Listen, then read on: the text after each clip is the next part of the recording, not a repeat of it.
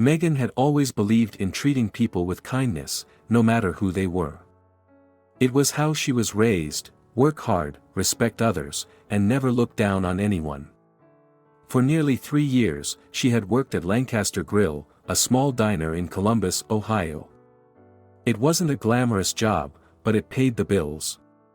More importantly, it helped her support her younger brother Evan, who was in college. She took extra shifts, stayed late, and kept her head down, knowing that every paycheck mattered. But Lancaster Grill wasn't just any restaurant. Over time, Megan had noticed how customers were treated differently. If a man in a suit walked in, the staff greeted him warmly. If a construction worker or someone wearing worn-out clothes sat down, they got rushed service, or sometimes, no service at all. Beth, a senior waitress, and Jason, a newer server, were the worst offenders. They only paid attention to customers who looked wealthy or who tipped well. If someone didn't fit their idea of an ideal customer, they ignored them completely. Megan hated it, but she had learned that speaking up only made things worse. Then one evening, everything changed. A man walked into the diner, older, well-dressed but not flashy, with a quiet presence. As he stepped inside, Megan immediately noticed the way her coworkers reacted. Beth didn't even look up from her phone. Jason glanced at the man, made eye contact for half a second, then turned away, continuing his conversation. The silence in the room was deafening. The man stood there, waiting for someone to acknowledge him, but no one did. Megan had a choice. She could keep her head down, pretend she didn't see what was happening, and avoid trouble. Or she could do what was right. Taking a deep breath, she grabbed a menu, walked over, and smiled. "Evening, sir. Just you tonight?" The man met her eyes, and something in his expression softened. "Yes, ma'am," he said. Megan had no idea that this small act of kindness would change everything. Megan had worked at Lancaster Grill long enough to understand the unspoken rules of the restaurant. It wasn't just about serving food, it was about knowing who to serve and how to treat them. The way customers were welcomed depended entirely on their appearance. A man in an expensive suit would get friendly service, warm smiles, and extra attention. But a customer in work clothes, a stained uniform, or old shoes, they were ignored, rushed through their meals, or treated as if they didn't belong. This favoritism wasn't subtle. It was routine. Beth, a senior waitress, openly prioritized wealthy customers, laughing and chatting with those she deemed worth her time, while completely ignoring others. Jason, a newer server, refused to even approach certain tables, assuming they wouldn't tip well. And the worst part? Management never did anything about it. Tom, the restaurant manager, knew exactly how things worked, but as long as money kept flowing, he turned a blind eye. Megan hated this culture. She had seen customers walk out after being ignored. She had watched as working-class patrons, truck drivers, construction workers, and single parents, received rushed, careless service while wealthier guests were treated like royalty. She knew it was wrong, but she had also learned that speaking up would only make her life harder.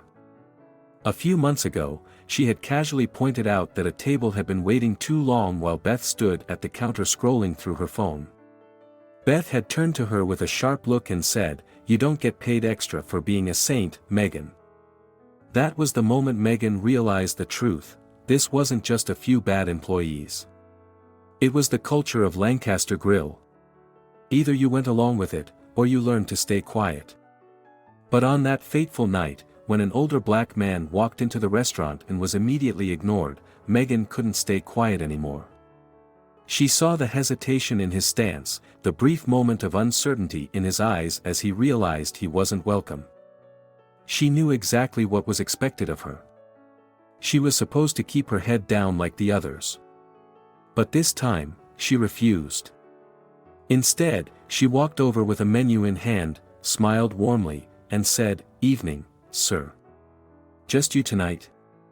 It was a small act. One simple choice. And it would change everything. The dinner rush had passed, leaving the restaurant quieter than usual. It was a slow Wednesday night, the kind Megan usually enjoyed. Fewer customers meant fewer complaints, fewer spills, and fewer forced smiles from coworkers who only turned on the charm when it suited them. She was refilling sugar dispensers at the counter when the bell above the door jingled. An older black man walked in. His clothes were clean but slightly worn, nothing flashy, just a button-up and slacks. He carried himself with quiet confidence, but Megan recognized something in his posture, the slight hesitation before stepping forward. She had seen that look before, customers who had walked into places like Lancaster Grill already knowing what kind of reception they would get. And sure enough, the response was immediate. Beth, leaning against the counter, didn't even glance up from her phone. Jason, who had been joking with another server near the drink station, glanced toward the door, made eye contact for a brief second, and then went right back to his conversation. No greeting. No welcome to Lancaster Grill. Just silence. Megan felt the weight of it. Thick. Uncomfortable. This wasn't an accident. Her co-workers had made a choice, to pretend the man didn't exist. For a brief moment, Megan considered keeping her head down. Staying out of it. That would be easier. It always was. But then she looked at the man again. He was still standing there, waiting. Giving them a chance to prove him wrong, just this once. So Megan made a choice too. She wiped her hands on a napkin, grabbed a menu, and walked straight over. "Evening, sir," she said, her voice warm but casual. "Just you tonight?" The man met her eyes, and something in his expression softened. "Yes, ma'am," he said, his voice steady. Megan smiled and gestured toward an open booth near the window. "Follow me." "You okay with the booth?" "Perfectly fine," he said as he settled in. She handed him a menu and pulled a pen from behind her ear. "Can I start you off with something to drink?" "Coffee," he said. "Black." "Coming right up." Megan moved quickly, grabbing a fresh pot and pouring his coffee herself. She could feel Beth's eyes on her, feel Jason watching too, but she didn't turn around. As she set the coffee down, the man glanced around the restaurant, then back at her. His voice was low, just for her to hear. "You the only one working tonight?" Megan knew what he meant. She flicked her gaze toward Beth, who was now whispering something to Jason, both of them barely even trying to hide their smirks. "Feels like it sometimes," she replied. That made him chuckle. He flipped open the menu and scanned the options. "What's good here?" Megan tilted her head, thinking. "Depends on what you're in the mood for. If you're looking for something solid, the pot roast is made fresh. But if you want my personal favorite, the grilled salmon's the way to go." He raised an eyebrow. "That so?" She nodded. "Promise you won't regret it." He smiled, small but genuine. "Salmon it is." Megan jotted it down. "Great choice." As she walked back to the kitchen, she heard Beth mutter just loud enough to be heard, "She's wasting her time." Megan clenched her jaw but kept walking. By the time she placed the order and returned with a coffee refill, she could feel the shift in the air. It was subtle, but it was there, the way Beth's eyes narrowed, the way Jason kept glancing toward the booth, waiting for Megan to slip up or say something she shouldn't. Even Tom, the manager, had peeked out from his office, scanning the room before disappearing again. Megan had a sinking feeling she had just put a target on her back. But she wouldn't know how bad it was until the next morning. Megan barely slept that night. Something about the way Beth had muttered under her breath, the way Jason had smirked, and the way Tom had peeked out of his office gave her a bad feeling. But she told herself she was overthinking. She had done nothing wrong. If anything, she had done exactly what a waitress was supposed to do, serve customers. So why did her stomach twist as she pulled into the Lancaster Grill parking lot the next morning? The sun was barely peeking over the buildings as she grabbed her apron from the passenger seat and slung it over her shoulder. A couple of cars were already in the lot, including Tom's. Megan stepped inside, expecting the usual. Beth and Jason standing around chatting. The kitchen crew prepping for the morning shift. The radio humming low in the background. But something was off. Beth wasn't leaning against the counter like she usually did. Jason wasn't making coffee or cracking jokes with the line cooks. Instead, both of them were watching her. Beth had a sly little smile. Jason had his arms crossed. Neither of them said a word. Megan's grip tightened on her apron. Then the sound of a door creaking open. Tom.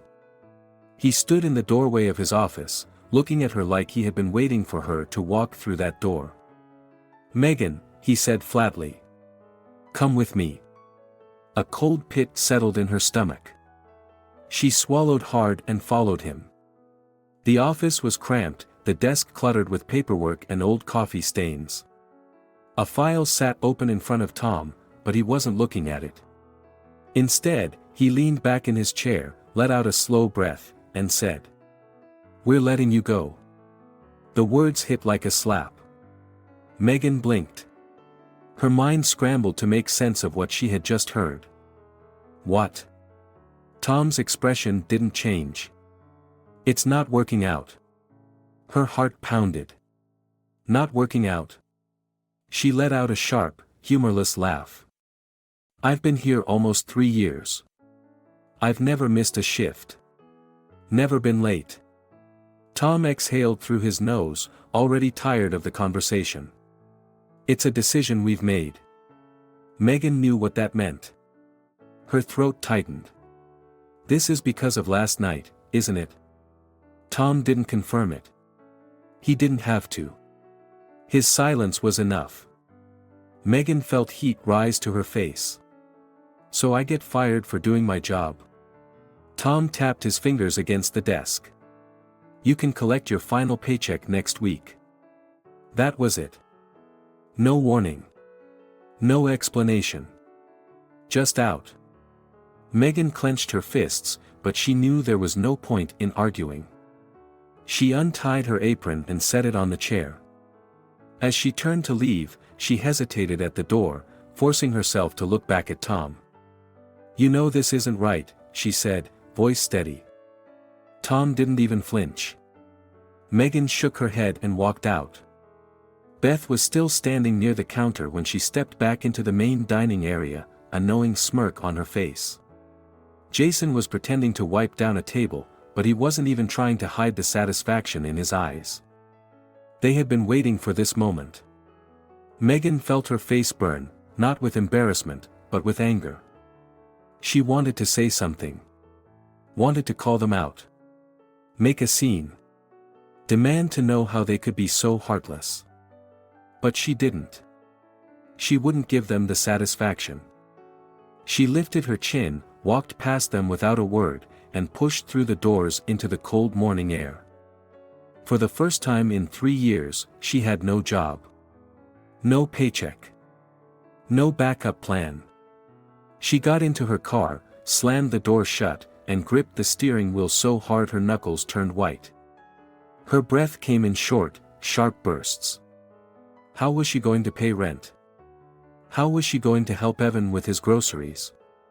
How was she? Her phone buzzed. Megan ignored it at first, staring blankly at the windshield, her thoughts spiraling. Then she glanced at the screen. Unknown number. She hesitated. Then, with a shaking hand, she answered. "Hello." Megan sat in her car, gripping the steering wheel so tightly that her knuckles turned white. Less than an hour ago, she had walked out of Lancaster Grill, fired for doing nothing more than treating a customer with respect. No paycheck. No backup plan. No idea what to do next. Her mind raced with questions. How was she going to pay rent? How would she help Evan with his college expenses? How could she even face tomorrow? Then, her phone buzzed. She ignored it at first, too lost in frustration, but then she glanced at the screen. Unknown number. Hello. A deep, steady voice came through the line. Megan, this is Richard Lawson. Megan frowned. I'm sorry, who? The man you served last night at Lancaster Grill. Oh. Yes, sir. How can I help you? There was a pause. Then Richard said, I heard what happened. Megan's stomach twisted. Of course, he had. News traveled fast in a place like Lancaster Grill. She let out a bitter laugh. Yeah, well, guess I should have ignored you like everyone else. Richard's next words made her freeze. That's exactly why I'm calling. Megan's grip on the phone tightened. She had no idea why this man, a random customer, was calling her the morning after she had been fired. I wasn't just there for dinner last night, Megan, he continued. I was there to see how my employees treat people. Megan blinked. Your employees? I own Lancaster Grill, Richard said simply. For a moment, the words didn't register. She sat frozen, trying to process. I'm sorry, what? You heard me, he said. Megan pressed her fingers to her temple. So, you're telling me, you own this place? Yes. And last night, I was checking in, no formal inspections, no warning. I come in as just another customer. That's how I learn the truth about how my business is being run. Her chest felt tight. And what did you learn? Richard sighed. That I have a serious problem with my staff. Megan let out a humorless laugh. Yeah, no kidding. There was another pause. Then Richard asked, how long have you worked there? Almost 3 years, she said. Never missed a shift. Never been late. I keep my head down, do my job, and treat people like human beings. Her voice hardened. But apparently, that was enough to get me fired. That's exactly why I'm calling, Richard said. Megan furrowed her brows. I don't understand. Richard was quiet for a moment before speaking again. I let them fire you on purpose. Her stomach dropped. You what? I needed to see what they would do, he explained. I wanted to know if this was just bad service, or if it was something deeper. And now, I have my answer. Megan shook her head. So, you let them throw me out, just to prove a point? I know it wasn't fair, Richard admitted. But now, I know exactly who I can't trust to run my business the way it should be run. Her pulse thumped in her ears. And what does that mean for me? There was a shift in Richard's tone, something firm, almost authoritative. It means I need someone I can trust, he said. I need someone who understands how to run a restaurant fairly. Someone who knows how people should be treated. Megan frowned. I still don't see what this has to do with me. Richard's next words stopped her cold. I want you to come back. She swallowed hard. As what? As the new manager. Megan stood outside Lancaster Grill, gripping the strap of her bag. The morning air was crisp, cutting through her clothes, but she barely felt it. Less than 24 hours ago, she had walked out of this building with nothing, fired for doing the right thing. Today, she was stepping back in with something Beth, Jason, and Tom never imagined she would have: power. She inhaled deeply, squared her shoulders, and pushed open the door. The scent of fresh coffee and sizzling bacon filled the air, just like it always had. Customers sat in their booths, chatting over their meals, oblivious to the storm that was about to hit. At first, nobody noticed her. Then, Beth turned from the counter, her expression twisting from surprise to confusion. Jason, who had been laughing with a busboy, caught sight of her and went rigid. A flicker of unease crossed his face. Megan let the moment stretch, watching them squirm before setting her bag down at the counter with purpose. Beth scoffed, crossing her arms. What the hell are you doing here? Megan tilted her head. You'll find out soon enough.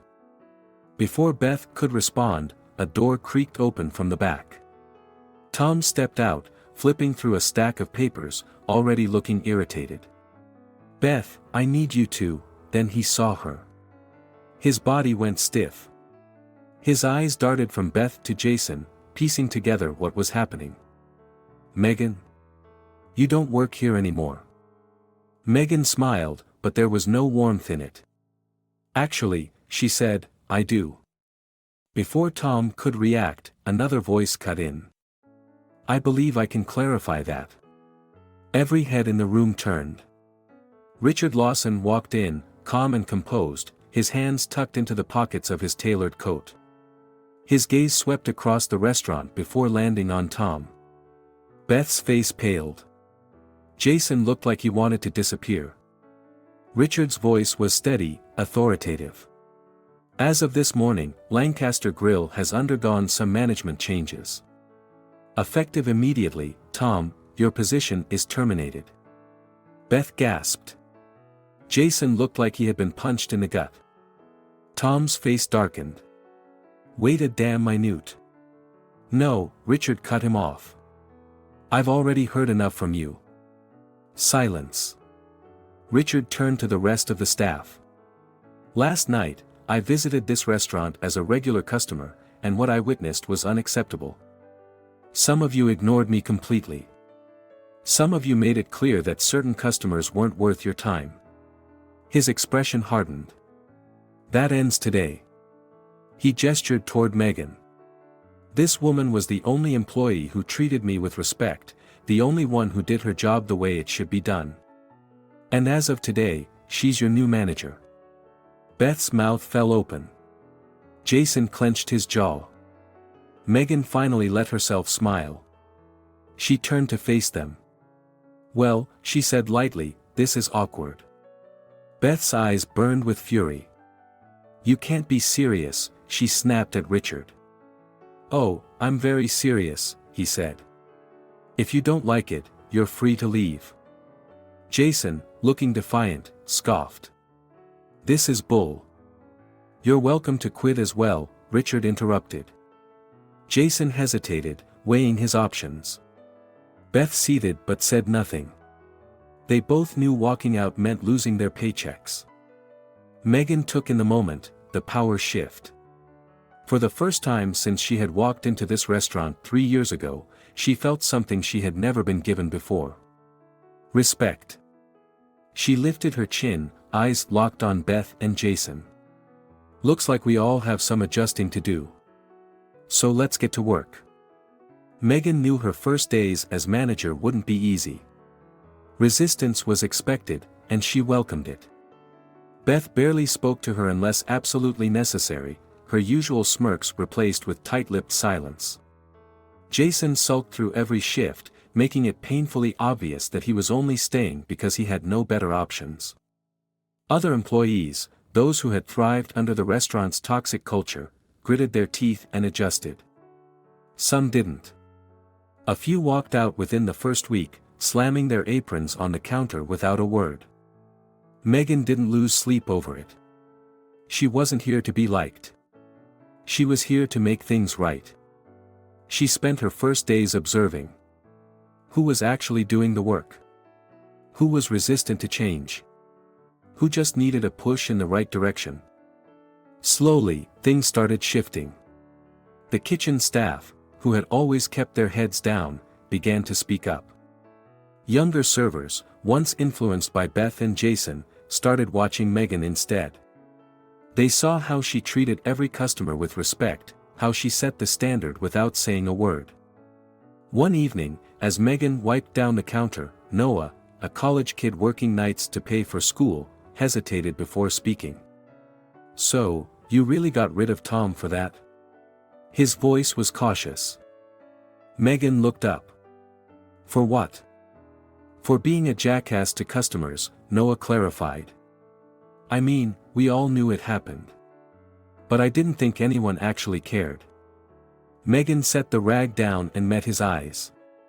I care. Noah hesitated, then nodded. Good. And just like that, things began to shift.